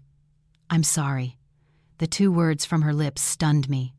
I didn't feel immediate relief or a surge of emotion, just a quiet feeling, like hearing the first drops of rain after a long drought. "I'm not good with soft words," she said. "I'm used to being demanding. I thought I was doing what was best for the family, but I never thought about you." I took a deep breath. "I'm listening. Mark, he barely talks anymore," she said. I know I pushed things too far. I didn't answer right away. I thought of the years we lived together, of the times I endured, the times I swallowed my tears. Then I spoke very slowly. "I don't blame you anymore, but I'm not coming back either. I hope you can understand that." She was silent for a long time, then whispered, "I understand." The call ended. I put the phone down, my hand trembling slightly, not because I was emotional, but because I realized some apologies aren't meant to mend, but to close. And that was enough. A few days later, Mark texted me a single line. "Mom called you, didn't she?" I replied, "Yes." I'm glad she was able to say it. I didn't write anything more. Not because I was cold, but because between us, everything had already served its purpose. The following month, I accepted the promotion. Leah took me out to celebrate. Sitting in the restaurant, she looked at me and said, "So how do you feel now?" I thought for a moment. Not ecstatic, but peaceful. Leah nodded. "Peace is the most expensive thing." That night, back in my apartment, I cleaned out my closet. I got rid of clothes I hadn't worn in years, things tied to a past chapter. I kept only what made me feel comfortable, as if I were decluttering myself. There were still moments of loneliness, rainy nights, sick days, moments when I looked around and there was no one to lean on. But unlike before, I didn't see loneliness as a failure. I saw it as part of the journey, like the darkness needed to appreciate the light. One day, I received a wedding invitation from an acquaintance. I held the card and smiled. I no longer felt a pang of envy. I understood that happiness takes different forms for different people. Not everyone has to walk the path of marriage to be considered whole. I started taking a short course on management. In the evenings, I studied and took notes, feeling busy in a positive way. I no longer had much time for nostalgia or self-blame. One late night, I opened my old journal, turning back to the page that said, "Starting over." I added a new line below it. "I have come a long way." That was it. I didn't need grand promises. I just needed to know I wasn't standing still. Outside, the wind was picking up. I stood by the window, watching the pale yellow streetlights. I thought about the road ahead. Maybe there would be challenges, maybe I would get tired. But I also knew I had learned to stand on my own 2 feet. I was no longer a woman living to please others. Nor was I a failure because of a broken marriage. I was just me, living my life, slowly but truly. I turned off the light and lay down. In the darkness, I was no longer afraid. I felt a peace that was real, grounded, and enough to make me believe I was on the right path. After my promotion, the rhythm of my life quickened, but it was no longer chaotic. Work pulled me forward in a way that was different from before. It wasn't because I needed to escape something, but because I wanted to move forward. Each morning, I woke up a little earlier, made my own coffee, watched the sunlight filter through the narrow window of my apartment, and then left for work. I no longer checked my phone constantly, no longer waited for any particular message. The things that once made me anxious had receded into the background. Some nights, I stayed late at the office, reviewing project plans alone. Outside, the rain would patter on the roof. I suddenly remembered how, on rainy nights like this, I used to rush home, afraid of displeasing my mother-in-law, afraid of Mark being hungry, afraid of the dinner getting cold. The thought made me smile softly. Not a sarcastic smile, but one of recognition at how far I had come. Leah still visited me on weekends. We would cook, talk about everything and nothing. One day, she looked at me and said bluntly, "You've really changed." "How so?" "You no longer ask me if you were wrong." I was quiet for a few seconds, then replied, "Because I no longer need anyone's validation." Leah nodded. She understood. One Friday afternoon, I got a call from my father. His voice was low and slow. "Can you come home this weekend, son? It's your grandfather's memorial." Yes. Back home, I felt myself shift into a different rhythm. The house was the same.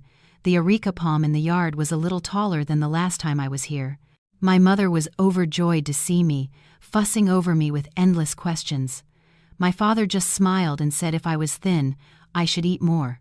The memorial was simple, with many relatives present. Some looked at me with pity, some asked questions discreetly, and some were blunt. "So you're divorced now, niece?" I didn't flinch. "Yes, I am." No further explanation. It wasn't needed. My mother sat beside me, saying nothing, just putting more food in my bowl. That gesture meant more to me than any words of defense. That afternoon, I went to light incense for my grandfather. The smoke curled upwards, the familiar scent of sandalwood filling the air. I stood in silence, whispering in my heart, "I'm okay now, Grandpa." I don't know if he heard me, but my heart felt lighter. That night, after everyone was asleep, my mother knocked on my door and brought in a glass of warm water. "Are you asleep?" "Not yet, Mom." She sat on the edge of the bed, silent for a moment, then asked, "Are you sad?" I thought for a moment. Sometimes I'm sad, but I'm not suffering anymore. My mother nodded, her eyes a little red. "I was just so afraid you were enduring it all alone." "I'm not alone," I said. "I have you and Dad, my job, my friends, and I have myself." She squeezed my hand, saying no more. That squeeze was as warm and firm as when I was a child. After the memorial, I returned to the city. One morning, as I walked into the office, the receptionist told me I had a visitor. I froze when I saw Mark in the lobby. He was thinner than before, his shirt looking too big for him, an awkward expression on his face. "What are you doing here?" I asked, my voice calm. "I just wanted to give you this," he said, handing me an envelope. I opened it. It was a copy of the transfer deed for the remaining small marital assets, finalized as per the court's agreement, though Mark had voluntarily done it earlier than required. "You didn't have to rush," I said. "I wanted to get it done," Mark replied, "so we can both move on." I nodded. "Thank you." He stood there, looking like he wanted to say more, but didn't. In the end, he just said, "You look well." "I am." He turned and walked away. I watched him go, feeling no regret, just a quiet, final punctuation mark on a chapter that was now closed. That afternoon, my former mother-in-law called unexpectedly. I hesitated, then answered. "Leah." Her voice was no longer as harsh as before. I wanted to check in. "I'm fine. How have you been?" "I'm doing okay." She was quiet for a moment, then said, "I know I have no right to say anything anymore, but I hope you will live a good life." I took a deep breath. "Thank you," I said. The call ended quickly. I didn't feel heavy. The old resentments seemed to have fallen away on their own. My work progressed well, with the project entering a critical phase. I was busy, but not exhausted. I learned to manage my time, to say no when necessary. Some evenings, I would take long walks alone, listening to music, my thoughts wandering. I was no longer afraid of the empty spaces in my mind. I was learning to be with myself without feeling a void. One day, I ran into Megan at the supermarket. She saw me, hesitated, then walked over. "Hi, Leah." "Hi. You look better now," she said. "I've rented my own place, too." "That's good," I replied. Megan bit her lip. I was so immature back then. I looked at her and saw a young woman who was less impulsive than before. I said, "We all have moments like that." We said our goodbyes and went our separate ways. I didn't dwell on it. That month, I decided to move to a slightly smaller but brighter apartment. The day I moved, Leah came to help. We laughed and talked as we cleaned and hung curtains. When we were done, I stood in the middle of the new room and felt my own world expand. "Housewarming party when?" Leah asked. "Let me get settled first," I smiled. The first night in my new home, I opened the windows to let the breeze in. I thought about the journey I had been on, not with regret, but with acknowledgement. I had been weak, submissive, and afraid. But I had also been brave enough to walk away, to let go, and to face the truth. I took out my journal and wrote one more line after I have come a long way, and I am living. Nothing more, just that. My phone buzzed. A text from my father. "If you're free this weekend, come home for dinner." I smiled and texted back, "Yes." Outside, the city was still noisy, but inside me, there was a steady quiet. I knew the road ahead was still long. Maybe I would love again, maybe not. But whatever happened, I would never trade myself for anything or anyone again. I turned off the light and lay down. In the darkness, I no longer felt empty. I felt I was in the right place, at the right time. And for me, that was a kind of happiness. My life settled into another new rhythm, neither rushed nor slow. Each day felt like a steady, forward-moving line, just enough for me to see my own progress. My new apartment greeted me each morning with light pouring through the large window. I bought a small desk to place near it, where I would read and write in the evenings, sometimes just watching the city light up. There were moments of such profound quiet that I worried I would get used to it. But then I realized that getting used to peace was a good thing. Work drew me into a world of meetings, plans, and long presentations. I worked more than before, but no longer felt drained. I knew when to stop. I learned to delegate, to trust others. One day, a new colleague asked me, "Leah, are you always this calm?" I smiled. "No, but I choose not to let things sweep me away." I said it not to teach, but to remind myself. One afternoon, Leah dropped by with 2 hot cups of tea. We sat on the sofa, talking about little things. She looked around the new apartment and said, "This place suits you." Yes, I replied. I think so too. She was quiet for a moment, then asked, Have you thought about dating again? I considered the question. It didn't make me uncomfortable or flustered.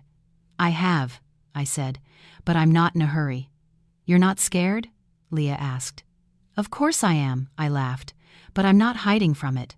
Leah nodded. We clinked our cups, no more words needed. At the end of the month, I went home. My parents were used to my regular trips back and forth. My mother still asked about every meal and every night's sleep. My father was still a man of few words, but every time I came home, he would brew a pot of tea and sit with me on the porch. One day, he looked at me for a long time and said, You're different now. Different how, Dad? Stronger. I smiled. I took those 2 words as the highest compliment. One evening, I was in the market with my mother. She walked slowly, and I walked beside her. On the way home, she suddenly said, I used to think a woman had to endure to keep a family together. I looked at her. I think differently now, she continued. It's not worth it to endure if you lose yourself. I squeezed her hand. Sometimes the greatest lessons arrive late, but when they do, they stay. Back in the city, I was invited to speak at an industry conference. I stood on stage, presenting my project and answering questions. Under the bright lights, my heart beat fast, but I didn't tremble. When I finished, people came up to shake my hand, complimenting my clarity and conviction. I bowed my head and said thank you. I knew this was the result of all the nights I had chosen to stay with my work, with myself, instead of chasing expectations that were not mine. After the conference, I received a long-term collaboration offer. I took the contract home and read every clause carefully. There was no one pressuring me, no one deciding for me. I called Leah and asked her to review the legal points. She laughed. You're not the same person who used to sign things blindly. I laughed too. The caution I had now wasn't born of fear, but of self-respect. One rainy evening, I received a text from Mark. This time, it wasn't about money or paperwork, just a short sentence. I'm transferring to a new job, far away. I read it, thought for a moment, and replied, I wish you the best, nothing more. I put the phone down. Outside the window, the rain fell steadily. My heart was calm. The old ties had untangled themselves, just like that. A few days later, my former mother-in-law texted me. She didn't call, just a message. I went to the hospital for a checkup.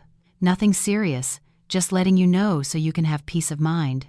I typed a few words, stopped, deleted them, and typed again. I hope you feel better soon. I didn't feel fake.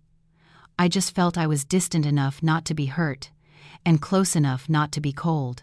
Life went on like this. I joined a morning yoga class. The slow movements helped me listen to my body.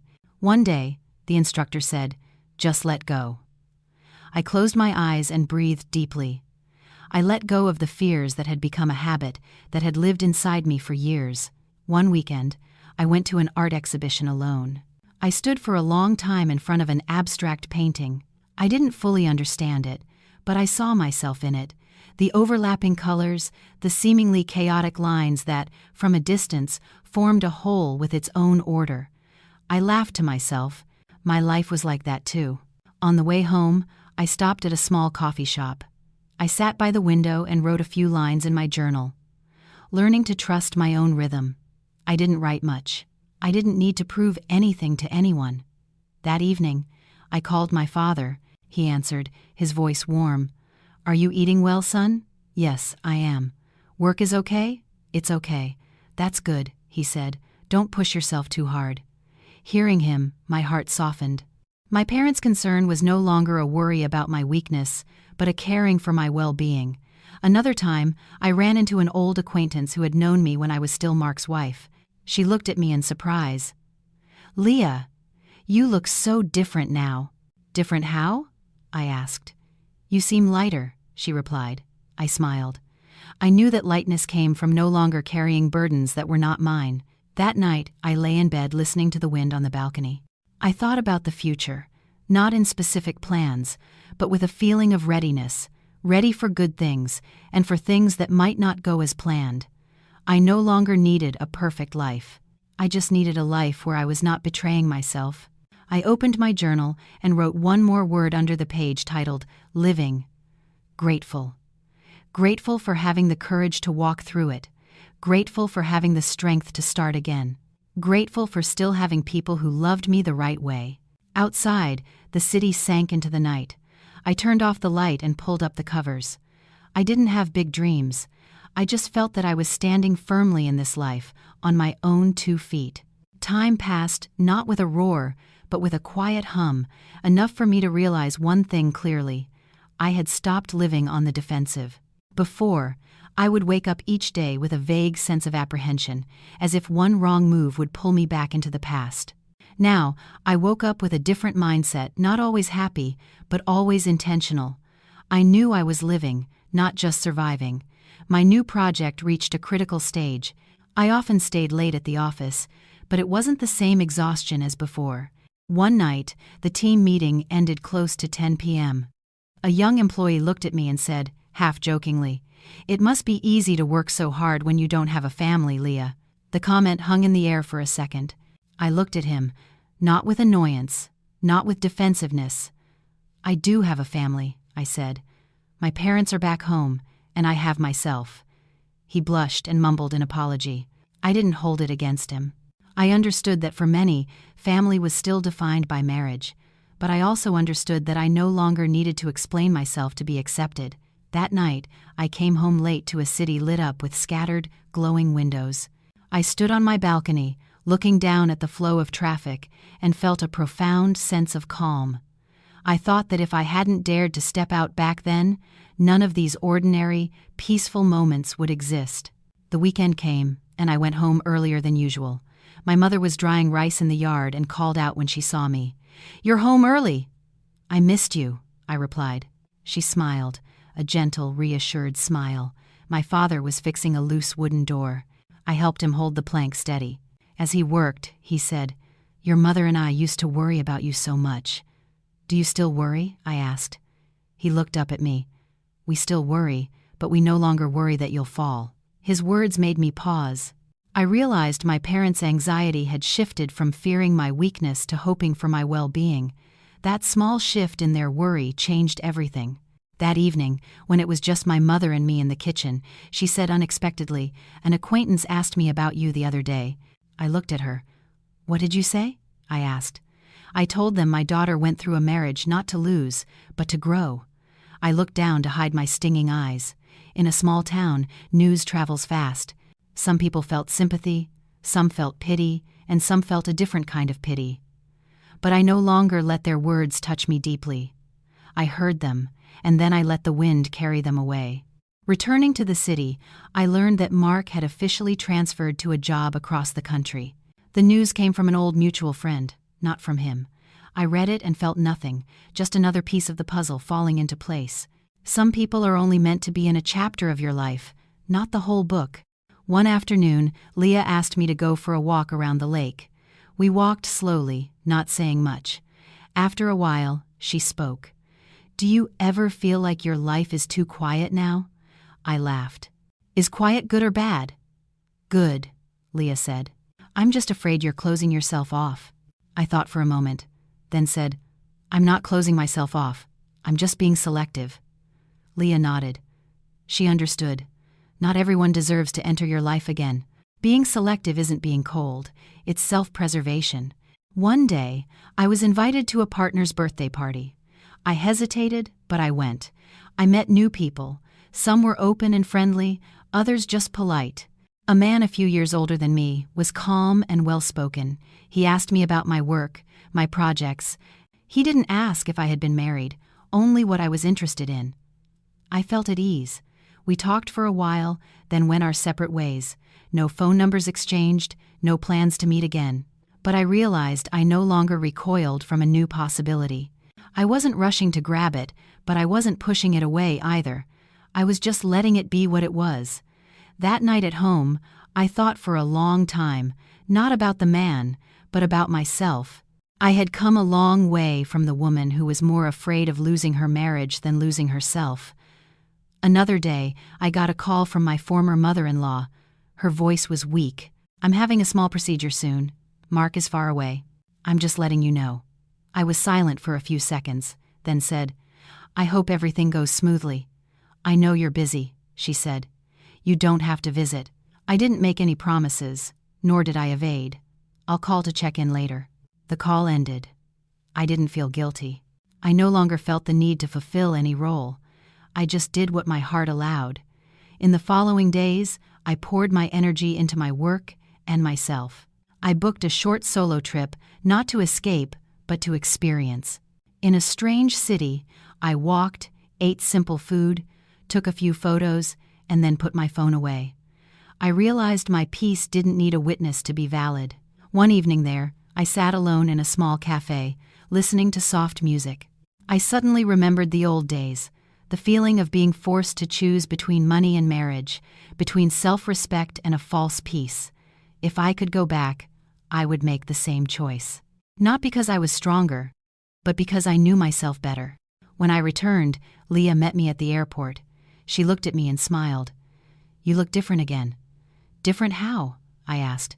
At ease, Leah replied. Like you have nothing left to prove. I nodded. It was true.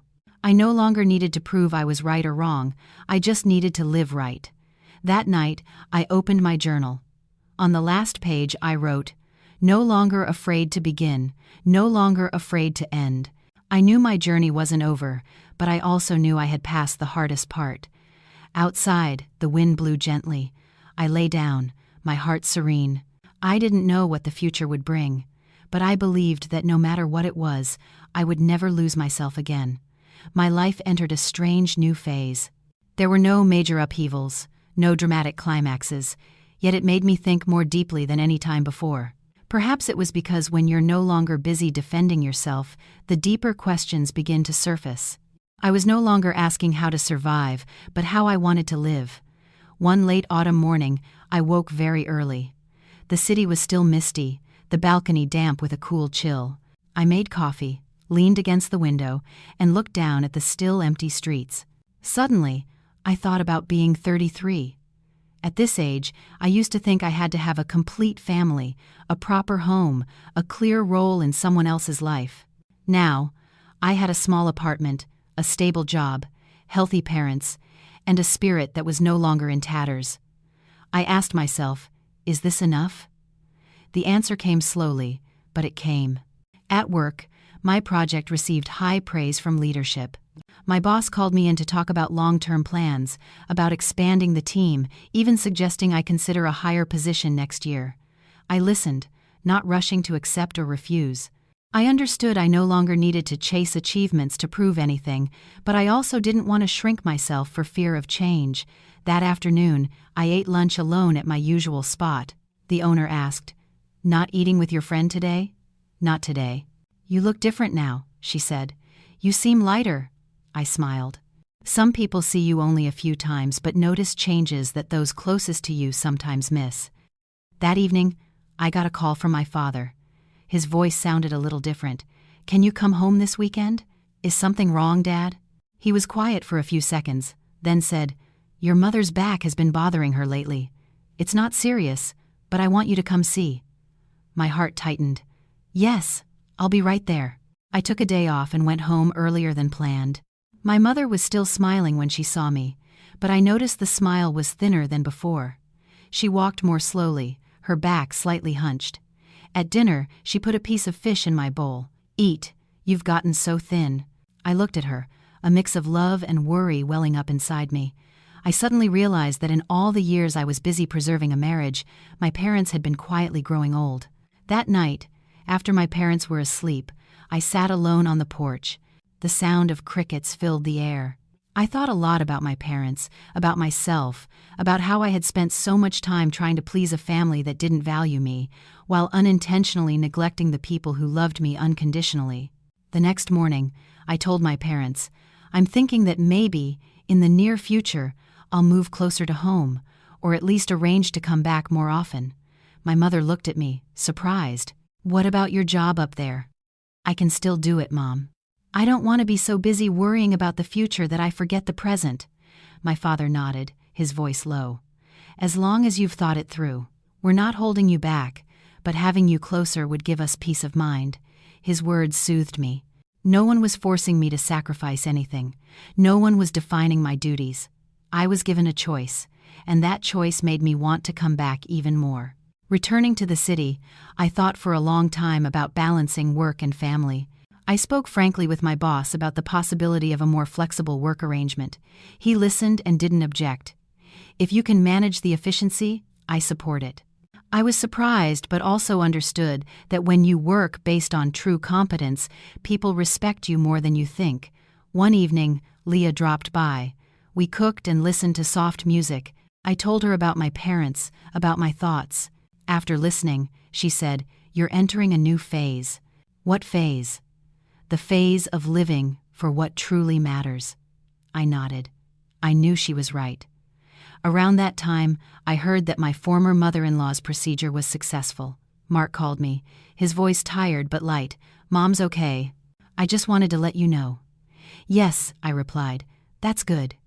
He was quiet for a moment, then said, "I'm getting married soon." I was a little stunned, but not hurt. Just a strange feeling, like hearing that an old acquaintance had moved. Not happy, not sad, just a chapter closed. "I wish you happiness," I said. "Thank you," Mark replied. "I hope you find it too." The call ended. I sat still for a long time. I didn't make comparisons. I didn't ask myself what if. I just understood that everyone has their own path. My path no longer ran parallel to his, and that didn't make me any less valuable. In the following days, I spent more time on myself in a different way. Not to heal anymore, but to build. I reorganized my finances, made a long-term plan, thought about buying a small house in the future, not to tie someone down, but to have a solid place to call my own. One evening, I wrote in my familiar journal. I wrote very slowly. "Happiness is not about having enough people, but about not lacking yourself." I read it again, closed the journal, and set it aside. Outside, the wind was blowing harder. I closed the window and brewed a pot of hot tea. I thought about the life ahead. Maybe I would love again. Maybe I would choose to be alone for a long time. But no matter what, I would not go back to being a woman who traded her inner peace for a title. That night, I called my mother. She answered, her voice familiar. "Honey?" "Yes, Mom. I'm fine, don't worry." "I know," I said, "but I want to come home sooner." My mother was quiet for a few seconds, then laughed. "Okay. You can come home whenever you want." I hung up, my heart warm. I knew not everyone was lucky enough to have a place to return to without questions or scrutiny. I had one, and I cherished it. I lay down and closed my eyes. My mind was no longer filled with broken memories, but with a picture that was slowly coming into focus. I was no longer afraid of the future. I just felt that I was standing very firmly in the present. I moved back home on a very ordinary morning. No fanfare, no send-off party, just my mom and dad standing on the porch. My small suitcase was in the back of the car, filled with clothes, a few books, my laptop, and some personal items. Looking at it, I had to laugh. It turned out that a 7-year marriage could ultimately be packed into so little. My mother leaned against the doorframe, holding a towel, repeating her instructions. "Call me when you get settled. Eat on time. Don't work too hard." "Yes, Mom, I know." My father didn't say much. He just helped me put my bag in the car and gave my shoulder a gentle pat. "Having you closer to home is all we could ask for. As long as you're living peacefully, that's enough." His words made my throat tighten. I nodded, afraid to speak, worried that tears would fall. I got in the car and looked through the window, watching my mother's figure grow smaller. My father stood there until the car was out of sight. I knew that from that day on, I was no longer the daughter-in-law of another family. I was just my parents' daughter. The first few days back were an adjustment to the slower pace of life. Waking up to the sound of roosters, feeling the evening breeze through the bamboo grove, eating dinner together as a family, and turning off the TV early. But strangely, that slow rhythm helped me breathe easier. I no longer had to be wary of anyone's gaze, explain why I was late, or pretend to be happy when I felt empty inside. My work continued. I worked remotely, traveling to the city for occasional meetings. My boss was more respectful of my decision than I had expected. He once told me directly, "I don't keep people based on location. I keep them based on the value of their work." I felt a sense of relief. I realized that as long as I was competent and clear about my own needs, the world wasn't as harsh as I had once thought. One afternoon, Leah came to visit. We sat on the porch, drinking green tea and talking about everything under the sun. She looked around and smiled. "You really fit in here. You look completely different from when you were living with Mark." I smiled too. I couldn't deny it. I noticed I frowned less. I didn't jump when the phone rang, and I no longer constantly wondered if I was doing something wrong. "Leah," I said, "do you think I'm selfish?" "Selfish for what?" "For leaving a marriage and choosing to live for yourself." Leah looked at me for a long time, then spoke slowly. "If you didn't choose yourself, who would you be living for? A man who didn't protect you? A family that saw you as a walking wallet? I just see a woman who finally learned to love herself." I said nothing more, but her words stayed with me for a long time. My divorce from Mark was finalized a few months later. No drama, no drawn-out legal battles. I received the assets I was entitled to, no more, no less. Mark didn't try to hold on. Perhaps, in the end, he also understood there was nothing left between us to save. On the day of the final hearing, I saw my former mother-in-law. She looked at me, her eyes no longer sharp, just tired. She spoke more softly than I had ever heard her. "You were once my daughter-in-law, after all." I nodded politely. "I know. I hope you take care of your health." That was it. No blame, no justifications. For some relationships, ending in silence is the kindest way. As for Mark, I later heard he was doing well. He had a new family, a child. I didn't follow his life, nor was I curious. Everything related to him was placed where it belonged, in the past. Not hated, not missed, just no longer part of my present. A year after the divorce, I saved enough money to make a down payment on a small plot of land near my parents' house.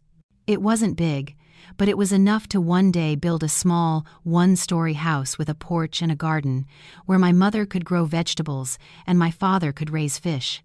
Holding the deed in my hand, my eyes stung with tears. I used to think that having a home with a husband was the only way to be settled. Now I understood that being settled is when your own heart has a place to stand. My mother was both happy and worried when she heard the news. "Are you sure, son? What if you get married again?" I took her hand and said gently, "If I get married, that person will be stepping into my already stable life, not the other way around, where I have to carry the weight for someone else." My mother fell silent, then nodded. I knew she understood. Some afternoons, I would walk around the village. Children would call out to me, and my heart would soften. I was no longer afraid of the stigma of being a divorced woman. I no longer defined myself by my marital status. I was me, a grown woman with a past and with wounds, but also with a future and the right to choose. One time, I saw Mark at a mutual friend's wedding. He nodded a greeting. I smiled back. No awkwardness, no confusion. Leah, who was standing next to me, whispered, "You see, when you have nothing left to prove, you become naturally calm." I nodded. It was true. That night, I went home and sat at my desk, opening my old journal. I reread the messy scrawls I had written during my most desperate days. Some pages were stained with tears, others filled with unanswered questions. I turned to the last page, picked up a pen, and added one final line. I finally stopped living to be loved and started living to be worthy of myself. I closed the journal and put it away in a drawer. I knew I didn't need to write about the pain anymore. It had served its purpose in my life. Outside, the moon was high in the sky. My mother's voice called me inside for some ginger tea. My father was watching the news. Seeing me, he asked, "Was work tiring today?" "It was okay, Dad." My mother placed the cup in front of me and said, as if it were the most natural thing in the world, "If you're tired, then rest. We have more than enough food in this house." I held the cup, the warmth spreading through my fingertips and into my heart. I suddenly understood that happiness wasn't about having a man by my side, but about having a place where I could be myself without trying to be someone else. I sat there, between my parents, in our old house, listening to the wind rustle through the garden. In that moment, I felt a strange and profound peace. I didn't need any promises, nor did I need a dazzling future painted for me. I just needed to know that when I woke up tomorrow, I would still be me, unafraid, unbowed. My story didn't end with a new marriage, nor with revenge or triumph. It ended with tranquility, with my learning to put myself in my rightful place. It ended with my understanding that some farewells are not a loss, but a kind of homecoming. A return to oneself.